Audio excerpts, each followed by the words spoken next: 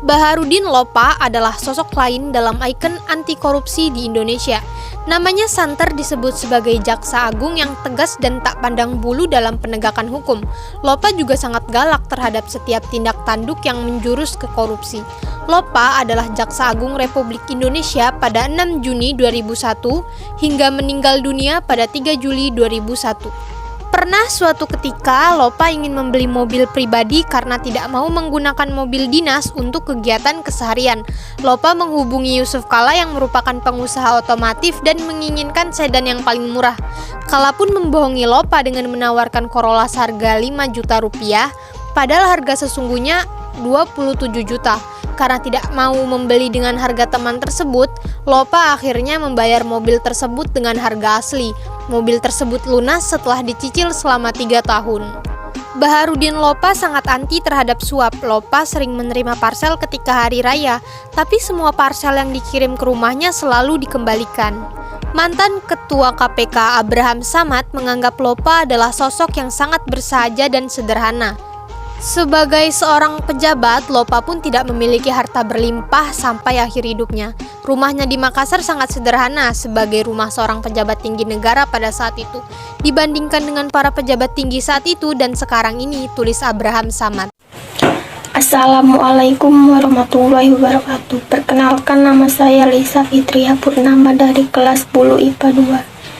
Di sini saya akan menceritakan tentang pahlawan tuanku Imam Bonjol atau yang biasa disebut dengan Muhammad Sahab. Ia lahir di Pasaman, Sumatera Barat 1 Januari 1772. Tuanku Imam Bonjol adalah seorang ulama, pemimpin sekaligus pejuang yang tercatat dalam sejarah kebangsaan Indonesia. Ia wafat dalam berjuang melawan Belanda dalam Perang Padri pada tahun 1803 sampai 1838. Tuanku Imam Bonjol adalah sosok yang pekerja keras meskipun perang terjadi selama 18 tahun dan meninggalkan luka bagi orang Minang, Mandailing, atau Batak pada umumnya. Perang ini terjadi karena keinginan di kalangan pemimpin ulama di kerajaan Pagaruyung untuk menerapkan dan menjalankan syariat yang berpegang teguh dalam Al-Quran.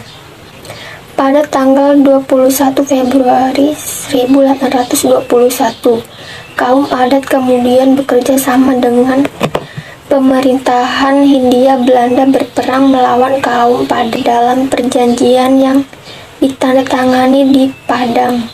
Semakin lama Belanda semakin kuat dalam perang Padri hingga pada Oktober 1837 tuanku Imam Bonjol menyerah kepada Belanda.